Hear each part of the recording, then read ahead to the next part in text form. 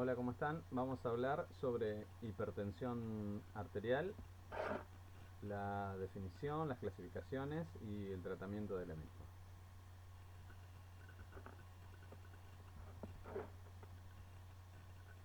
Primero vamos a ver qué es la tensión arterial, ¿sí? La presión arterial o TA, tensión arterial, es la presión o tensión ejercida por la sangre contra las paredes arteriales, ¿sí? La presión entonces que ejerce la sangre contra las paredes de las arterias. Se precisa una determinada cantidad de presión sobre el sistema para mantener abiertos los vasos, ¿sí? Para la perfusión de los capilares, para la oxigenación de todos los tejidos corporales. Sin embargo, una presión excesiva tiene efectos perjudiciales a través del tiempo, porque aumenta el trabajo del corazón, altera la estructura de los vasos, la estructura interna, y afecta a los tejidos corporales sensibles, como son los riñones, los ojos y el sistema nervioso central. Vamos a ver la clasificación de la tensión arterial en base a valores medidos en milímetros de mercurio. La tensión arterial normal, sistólica, ¿sí? Sistólica es también la llamada presión máxima, que es cuando ejerce la eyección, ¿sí? O la contracción ventricular a través de la aorta hacia los tejidos. La normal es una presión menor a 120 milímetros de mercurio. Y la diastólica, o la presión, la mínima que llamamos nosotros, que es el reposo de los ventrículos, ¿sí? Que es después de la eyección, tiene que ser menor a 80 milímetros de mercurio. Cuando hablamos de un estado de prehipertensión, ¿sí? O pacientes que ya tienen que cuidarse en cuanto a la dieta, ejercicio y demás, porque están ahí borderline de tener una hipertensión, se mide la sistólica entre 120 y 139 milímetros de mercurio y la diastólica entre 80 y 89. Cuando ya hablamos de hipertensión en estado 1, hablamos de que el paciente llegó a una sistólica de 140, ¿sí? Y puede tener hasta 159. Y de diastólica entre 90 y 99. Y cuando hablamos de hipertensión en estadio 2, decimos que es igual o mayor a 160 milímetros de mercurio de sistólica y de diastólica igual o mayor a 100 milímetros de mercurio.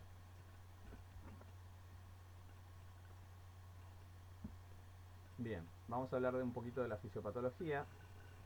La tensión arterial se debe a la eyección de la sangre desde el corazón durante la sístole, ¿sí? Que es el gasto cardíaco, se abrevia GC.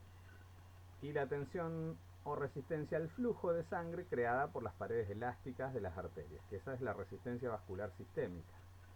La presión de la sangre aumenta cuando el corazón se contrae en la sístole para propulsar su sangre. Esa onda de presión o presión arterial sistólica se percibe como pulso periférico, ¿sí? Y se oculta con los ruidos de Korotkov al medir la presión arterial, ¿sí? Que es los sonidos que nosotros escuchamos cuando tomamos la tensión arterial. En adultos sanos la presión sistólica media mide menos de 120 milímetros de mercurio. Durante la diástole, que es la relajación de los ventrículos o llenado del corazón a través de las aurículas, las paredes elásticas de las arterias mantienen una presión mínima, ¿sí? Llamada presión arterial diastólica, para mantener el flujo de sangre por los lechos capilares. La presión arterial diastólica media en los adultos sanos es inferior a 80 milímetros de mercurio. La diferencia entre las presiones arterial sistólica y diastólica suele ser habitualmente de 40 milímetros de mercurio, ¿sí? Si yo tengo una presión de 120 y otra de 80, nos da una diferencia de 40. Esa se llama presión diferencial. La presión arterial media, que es la PAM, es la presión promedio, ¿sí? En la circulación arterial durante el ciclo cardíaco. Y se puede calcular aplicando una formulita, que es la presión arterial sistólica más 2 por la presión arterial diastólica dividido 3. ¿Sí? Esa formulita es para que la conozcan. Nada más pueden hacer las cuentas, reemplazar los valores y eso les va a dar la presión arterial media, ¿sí? Bien, seguimos con la fisiopatología. Las arteriolas, la parte más pequeña de los vasos de las arterias, suelen determinar, ¿sí? la resistencia vascular sistémica, ¿sí? ¿Qué es esto? Porque su diámetro cambia en respuesta a diversos estímulos, ¿sí? Entonces, cuando tenemos diversos estímulos, eso va a cambiar la resistencia vascular, aumentando la tensión arterial. Fíjense cuáles son los estímulos. La estimulación del sistema nervioso simpático. Hay varoreceptores en el callado aórtico y en el seno carotidio que transmiten señales al sistema nervioso a través del centro de control cardiovascular vulvar cuando cambia la PAM, ¿sí? Por eso mencionamos anteriormente la presión arterial media. Cuando esa presión arterial media cambia, ¿sí? Se produce este estímulo del sistema nervioso simpático. Una reducción de la PAM estimula el sistema nervioso simpático de forma que aumenta la frecuencia cardíaca y el gasto cardíaco. Y las arteriolas se contraen, ¿sí? Hay vasoconstricción, salvo en el músculo esquelético. En consecuencia, esto hace aumentar la tensión arterial. El incremento de la PAM ocasiona el efecto contrario, ¿sí? Se reduce la frecuencia cardíaca, el gasto cardíaco y hay vasodilatación arteriolar, ¿sí? Bien, entonces la estimulación del sistema nervioso simpático depende de si aumenta o baja la PAM. Otra estimulación es la adrenalina y noradrenalina circulantes producidas por la corteza suprarrenal, ¿sí? Tienen los mismos efectos que la estimulación del sistema nervioso simpático.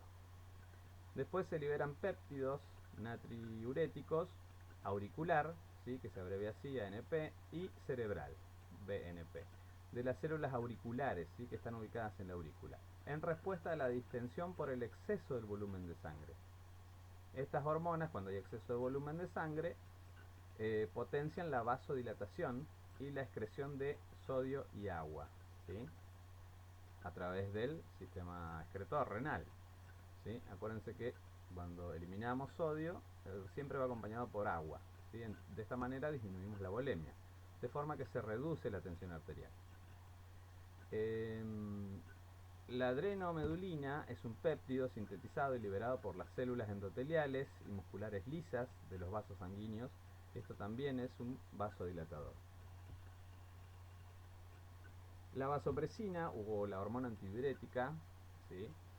Procedente de la neurohipófisis, potencia la retención de agua y la vasoconstricción de manera que aumenta la tensión arterial, ¿sí? Los factores locales como los mediadores inflamatorios y diversos metabolitos pueden fomentar la vasodilatación, por lo tanto también modifican la TA. Además de estos factores, el principal factor que condiciona la distensibilidad, o sea la distensión de los vasos, es la presencia de la arteriosclerosis, que es el endurecimiento de las arterias, y la aterosclerosis, que es la acumulación de placas de ateroma, ¿sí? Esos factores locales dentro de los vasos también estimulan y modifican la tensión arterial. Otro sistema que modifica la tensión arterial es el sistema renina-angiotensina-aldosterona, ¿sí? Que lo voy a explicar a través de este grafiquito. Fíjense, nos da un ejemplo de cuando hay una deshidratación, ¿sí? O déficit de sodio, ¿sí? O una hemorragia. Esto que va a causar disminución del nivel sanguíneo, ¿sí? Disminuye la volemia por cualquiera de estas causas, ¿sí? Entonces se produce una disminución, por lo tanto, de la tensión arterial, ¿sí? Esto hace que las células yuxtaglomerulares que están en los riñones aumenten la producción de renina, ¿sí? Que es una enzima. ¿Qué hace el aumento de la renina? Produce que el angiotensinógeno que está en el hígado, ¿sí? Lo estimula, ¿sí? A través de la renina, y el angiotensinógeno se transforma en angiotensina 1, ¿sí? Este va hasta el pulmón, ¿sí? Y se transforma en una enzima, activa la enzima convertidora de angiotensina y la transforma en angiotensina 2, ¿sí? Que es un vasoconstrictor, ¿sí? Repito esto entonces. Las supraglomerulares aumentan la renina del hígado, pero hacen que el hígado libere el angiotensinógeno, ¿sí? Que se transforma en angiotensina 1, viaja hasta el pulmón y ahí se transforma, a través de la enzima convertidora de angiotensina, se transforma en angiotensina 2. La angiotensina 2, ¿sí? Es un vasoconstrictor de las arterias. Entonces va a producir vasoconstricción, ya va a empezar a aumentar la tensión arterial, ¿sí? Bien, esto a su vez activa la corteza suprarrenal, ¿sí? Lo que hace que aumente la aldosterona. La aldosterona en los riñones, cuando aumenta su producción de aldosterona, aumenta la reabsorción de sodio, por lo tanto aumenta la reabsorción de agua, ¿sí? Y aumenta la secreción de potasio y de hidrogeniones en la orina, ¿sí? El aumento del sodio y del agua también influyen en la volemia, aumentan la volemia, ¿sí? Por lo tanto aumentan el volumen sanguíneo, la presión arterial aumenta hasta que regresa a la normalidad, ¿sí? Y la angiotensina 2, que era un vasoconstrictor, produce la vasoconstricción en las arteriolas. Entonces, todo este sistema combinado de renina, angiotensina, aldosterona producen el aumento de la tensión arterial, en estos casos que vimos acá, ¿sí? Bien, esa es otra forma de modificar la tensión arterial. Fíjense, acá tenemos un gráfico, ¿sí?, de la presión arterial, de que depende del gasto cardíaco.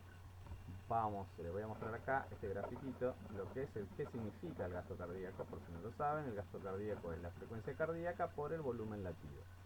Supongamos que esta persona tiene 70 latidos por minuto, esa es su frecuencia cardíaca, la multiplicamos por el volumen latido, que quiere decir que en una eyección de sangre aproximadamente hay 70 mililitros de sangre, ¿sí?, por latido. Entonces la frecuencia cardíaca por 70 por estos 70 mililitros que salen de cada eyección de sangre es igual al gasto cardíaco de la persona, ¿sí? 70 por 70 nos va a dar 4.900 mililitros minuto. Esa es la volemia que maneja esta persona con esta frecuencia y con este volumen, ¿sí? Esto se puede ver alterado si la frecuencia baja, si la frecuencia sube, y si el corazón puede eyectar o no esta cantidad de mililitros, ¿sí?, que se va a ver afectado cuando hay insuficiencias cardíacas, por ejemplo, ¿sí? Bien, eso es gasto cardíaco. Entonces la tensión arterial depende del gasto cardíaco y de la resistencia vascular sistémica, ¿sí? El gasto cardíaco, a su vez, ¿sí?, depende de la contractilidad del miocardio y del volumen de sangre, ¿sí? Fíjense, aquí tenemos los receptores beta cardíacos que van a activar al sistema nervioso simpático, la adrenalina y la noradrenalina. El volumen de sangre va a activar, si disminuye, al sistema renina, angiotensina, aldosterona, a los péptidos natriuréticos, auricular, que están en la aurícula, dijimos, y cerebral, y la vasopresina, la hormona antidiurética, ¿sí? La resistencia vascular sistémica a su vez depende del diámetro de los vasos y de la distensibilidad, o sea, la posibilidad que tiene de distenderse, de estirarse, de expandirse esos vasos, ¿sí? El diámetro vascular depende del tono muscular, ¿sí?, liso, y la distensibilidad de los vasos va a depender de la arteriosclerosis, ¿sí? Esto a su vez, el tono muscular, depende de la adrenomedulina y de los mediadores locales, ¿sí? Y aquí se activan los receptores alfa vasculares, ¿sí?, que también activan al sistema nervioso simpático, adrenalina y noradrenalina, ¿sí? Este es un esquema de cómo se maneja la presión arterial. Bien, ya vimos que era tensión arterial, ¿sí?, y de qué depende.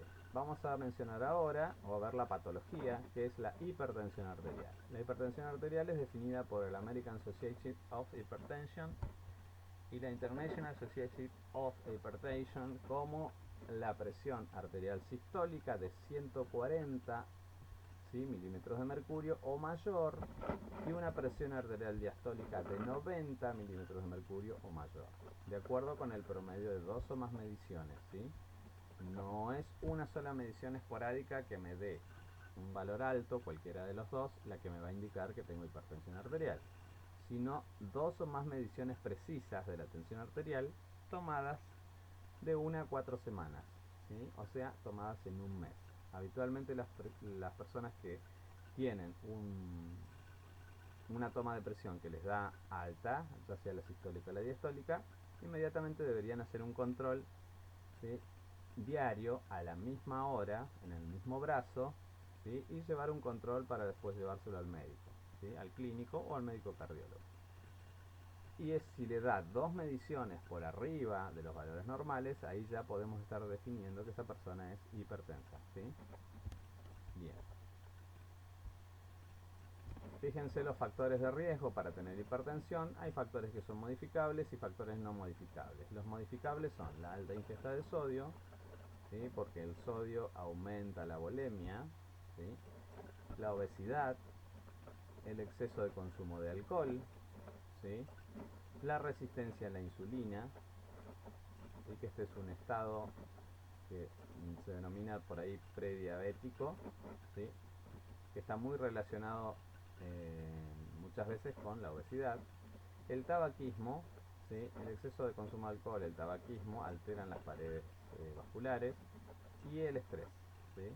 Que puede aumentar la tensión arterial por el aumento de la adrenalina y noradrenalina. Factores no modificables van a ser los factores genéticos, antecedentes familiares, la raza y la edad. ¿Sí? Sabemos que a medida que aumenta la edad, aumenta los límites de tensión arterial, ¿sí? Bien. Hipertensión primaria. Se llama también hipertensión esencial, es una elevación persistente de la presión arterial sistémica. Más del 90% de los pacientes con hipertensión sufren de este tipo de hipertensión primaria, sin causa conocida, ¿sí? Aunque la identificación y tratamiento de la hipertensión han mejorado en forma notable en los últimos 25 años, el 30% de los adultos hipertensos aproximadamente sigue desconociendo que es hipertenso. Aunque el 59% de los adultos hipertensos reciben tratamiento, ¿sí? Para la hipertensión, el control eficaz de la tensión arterial solo se consigue en un 34% de esas personas, ¿sí? El resto es reacio al tratamiento o no le interesa. Seguimos con la hipertensión arterial primaria. Se produce como consecuencia de complejas interacciones entre factores que regulan el gasto cardíaco, la resistencia vascular sistémica. Entre estas interacciones pueden incluir excesiva actividad del sistema nervioso simpático, hiperestimulación de los receptores alfa, los beta adrenérgicos, ocasionando vasoconstricción con aumento del gasto cardíaco. También puede haber alteración del sistema renina-angiotensina-aldosterona, como lo vimos anteriormente, y su capacidad de respuesta ante factores como la ingesta de sodio o el volumen global de líquidos. El sistema renina-angiotensina-aldosterona afecta el tono vasomotor, ¿sí? Y la excreción de sal y agua, como lo vimos anteriormente. La existencia de concentraciones elevadas de forma crónica de angiotensina 2, ¿sí? Que es la que se transforma en el pulmón y que es un vasoconstrictor, produce un remodelado de las arteriolas con el paso de los años, ¿sí? Las va deteriorando, las va dañando. Y esto hace que aumente la resistencia vascular sistémica. Otros mediadores químicos son los implicados en el tono vasomotor y el volumen de sangre, como el péptido natriurético atrial, ¿sí? De las aurículas, que influyen porque modifican el tono vasomotor y la excreción de agua y sodio. El propio endotelio vascular produce hormonas, que son las endotelinas, que afectan el tono vasomotor, ¿sí? La endotelina 1 es un potente vasoconstrictor. La interacción entre la resistencia de la insulina, o sea la hiperinsulinemia, y la función endotelial puede ser causa primaria de hipertensión arterial. El exceso de insulina ejerce varios efectos, ¿sí? Que pueden contribuir a la hipertensión. Por ejemplo, la retención renal de sodio, aumento de la actividad del sistema nervioso simpático, hipertrofia del músculo liso y vascular y cambios en el transporte iónico a través de las membranas celulares, ¿sí? Les recuerdo que cuando hay resistencia a la insulina, se refiere a que hay un aumento permanentemente de las glucemias en sangre, ¿sí? Que produce todos estos efectos. Bien. ¿Cuáles son las manifestaciones clínicas de esta hipertensión? Aumenta la tensión arterial. Las elevaciones son típicamente transitorias, pero al final se hacen permanentes, ¿sí? Hay cefalea, generalmente dolor en el cuello o en la nuca, levantarse por la mañana, y desaparecen durante el día, o no. Otros síntomas derivan de lesiones de órganos diana, ¿sí? Órganos blandos que incluyen la nicturia, confusión, náuseas, vómitos, alteraciones visuales. La exploración de la retina, si se hiciera un estudio oftalmológico, puede mostrar una estenosis o achicamiento de la luz de las arteriolas, con exudados, con pérdida de líquido, hemorragia, edema papilar, ¿sí? Que es edema del nervio óptico. Todo esto recuerden que son manifestaciones a largo plazo, ¿sí? El tratamiento para la hipertensión primaria se centra en reducir la tensión arterial por debajo de 140, la sistólica, y por debajo de 90, la diastólica. El objetivo último del tratamiento de la hipertensión es reducir la morbimortalidad, ¿sí? O sea, morirse por esta enfermedad, ya sea renal o cardiovascular. El riesgo de las complicaciones cardiovasculares son la cardiopatía coronaria, insuficiencia cardíaca, etc. Se reduce cuando los valores promedio de presión arterial son inferiores a 140/90. Cuando el paciente sufre además de diabetes o nefropatía, el objeto del tratamiento es conseguir una presión arterial inferior a 130/80, ¿sí? Tendría que tener más y mejor regulada la tensión arterial para evitar que se lesione más los órganos diana, ¿sí? Como el riñón. Ahora se reconoce que la mayor parte de los pacientes hipertensos necesitarán una combinación de 2 o más fármacos, además de cambios en su estilo de vida, en su forma de vida, para conseguir la cifra de presión arterial recomendada. Fíjense, el tratamiento y la base es la dieta, ¿sí? Una dieta hiposódica, o sea, con reducción de sal. Reducción del cloruro de sodio, reemplazarlo por otros cloruros en vez de sodio, como son el cloruro de potasio o limón, ¿sí? Para saborizar. Aporte adecuado de potasio y calcio, reducción de grasas totales y saturadas, reducción del peso corporal en pacientes que están obesos o excedidos o en sobrepeso, ¿sí? Esta reemplazo del cloruro de sodio por el de potasio siempre y cuando el paciente no sea renal, ¿sí? Porque si no, no puede eliminar el potasio y puede ser grave. Actividad física, ejercicio regular, caminar, bicicleta, correr, nadar, reduce la tensión arterial, contribuye a adelgazar, reduce el estrés y a un sentimiento de bienestar, ¿sí? Cualquier actividad física. Se anima a los pacientes que son sedentarios a iniciar un programa de ejercicio aeróbico, ¿sí? O sea, quemar calorías de 30 a 45 minutos diarios la mayor parte de los días de la semana, 5 o 6 días. El consumo del alcohol y el tabaco, la ingesta del alcohol recomendada en hipertensos es no superar, fíjense estos valores, los 29 mililitros de etanol, ¿sí? O de alcohol en 2 bebidas diarias. Una bebida corresponde a 300 mililitros de cerveza, ¿sí? O sea, un vaso lleno de cerveza, 150 mililitros de vino, medio vaso de vino, 45 mililitros de whisky de alta graduación. Las mujeres y las personas de bajo peso deberán reducir este límite a la mitad.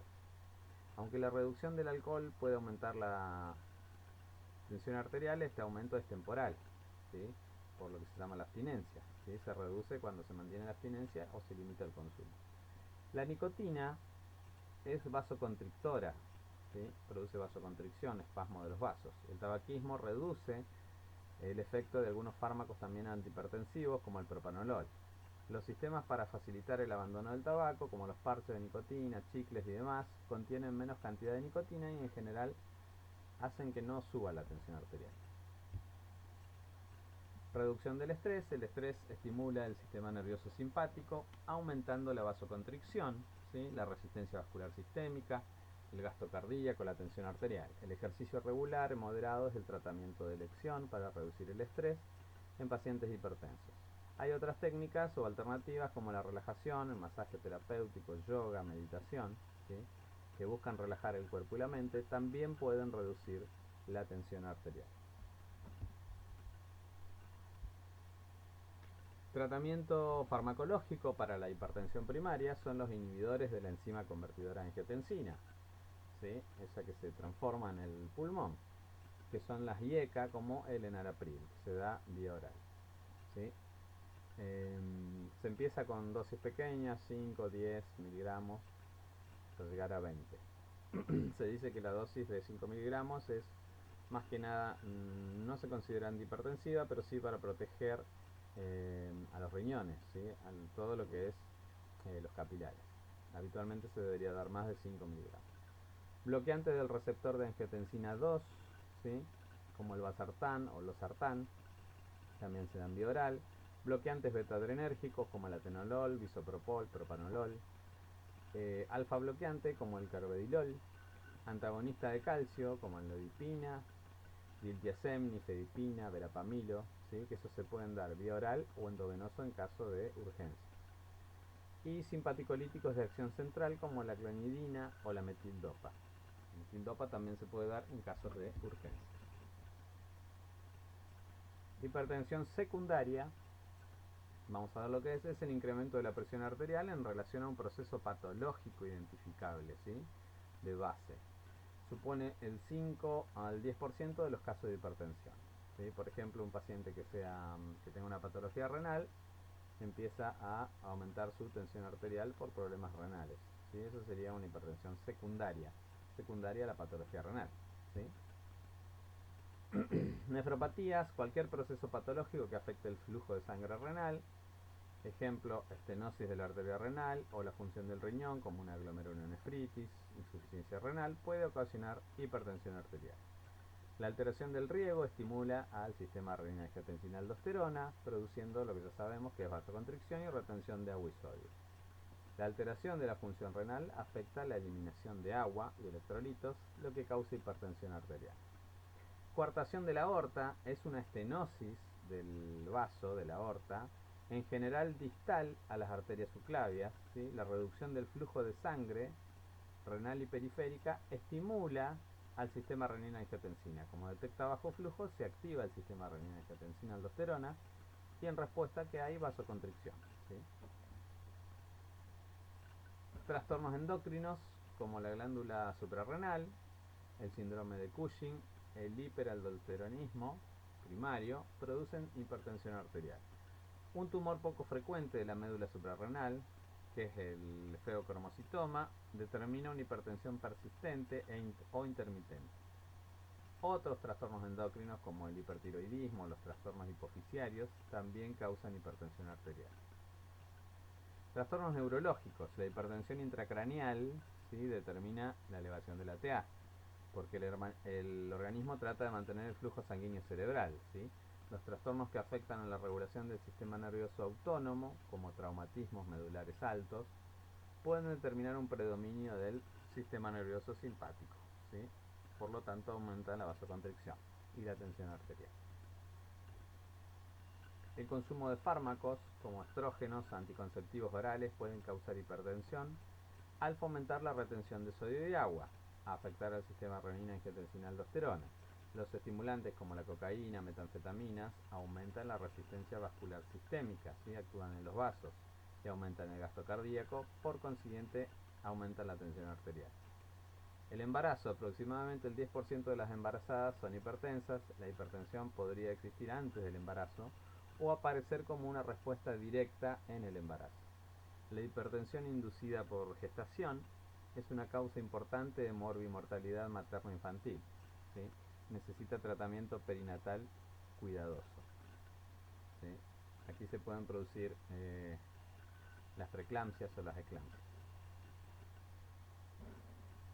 El tratamiento de la hipertensión secundaria es similar al tratamiento de hipertensión primaria, ¿sí? El tratamiento, ya sea farmacológico o no farmacológico, es el mismo, pero se hace énfasis en la causa primaria, que es la patología que causó la hipertensión arterial.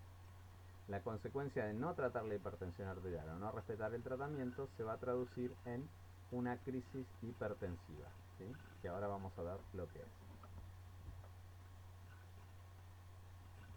Crisis hipertensiva. En algunos pacientes hipertensos se puede desarrollar una elevación rápida, repentina, aguda, importante de la presión arterial sistólica, diastólica o de ambas. En la emergencia hipertensiva, ¿sí? Que es una hipertensión maligna, de presión sistólica supera los 180 milímetros de mercurio y la diastólica supera los 120 milímetros de mercurio, es de vital importancia el tratamiento inmediato, o sea, dentro de la hora, para prevenir las lesiones cardíacas, renales y vasculares y reducir la morbimortalidad. Los espasmos intensos de la arteria cerebral ayudan a proteger al encéfalo del exceso de esta presión, pero es frecuente que se desarrolle un edema cerebral, ¿sí? Por este aumento brusco de la presión. La hipertensión prolongada grave produce lesiones de las arteriolas, los vasos renales y puede ser causa de coagulación intravascular y falla renal aguda. Las manifestaciones clínicas de las emergencias hipertensivas son de aparición rápida, puede haber visión borrosa, edema papilar, ¿sí? La presión sistólica por encima de 180, la diastólica por encima de 120, puede haber cefalea, confusión y deficiencias motoras o sensitivas, ¿sí? Los pacientes pueden presentar parestesias en la cara, en los brazos, en el brazo izquierdo, ¿sí? Puede ser también que no aparezca una diastólica entre 120, puede ser que tenga menos, 110 o 100, ¿sí? Y puede ser que la sistólica supere también los 180, ¿sí? Pero habitualmente para hablar de crisis hipertensiva tenemos que tener ambas en valores altos. Solamente si tuviéramos una hipertensión sistólica y la diastólica estuviera normal, ahí estaríamos hablando no de crisis hipertensiva, sino de alguna situación hipertensiva, pero por otros motivos. Generalmente pueden ser motivos por estrés, ¿sí? Crisis hipertensiva, tratamiento. El objetivo del tratamiento de las emergencias hipertensivas es reducir la tensión arterial, pero no más de un 25% en una hora, ¿sí? Y después acercarla hasta entre los 160 y 100 de 2 a 6 horas. O sea que no se baja nunca bruscamente la tensión arterial, porque el organismo estuvo todo ese tiempo con hiperflujo sanguíneo, ¿sí? Y con hipertensión, y no se puede bajar ese flujo sanguíneo y esa presión de golpe, ¿sí? Causaríamos un efecto rebote, ¿sí? Bajaríamos bruscamente el flujo sanguíneo del cerebro y eso también es dañino. Es importante evitar las reducciones excesivas o rápidas, pueden ser origen de, fíjense, una isquemia cerebral, una isquemia renal o cardíaca. Que se realiza un estricto control de signos vitales, monitoreo cardíaco, se hace un electrocardiograma, se administra oxigenoterapia, ¿sí? Porque al haber vasoconstricción no están bien perfundidos los órganos, y dentro de la farmacoterapia se utilizan vasodilatadores como el nitroprusiato de sodio, la nitroglicerina, antagonistas de calcio como la amlodipina o la nifedipina, y se utilizan después los GLP como el enalapril. Ese es el tratamiento para la crisis hipertensiva. Bien, y nada más sobre hipertensión arterial.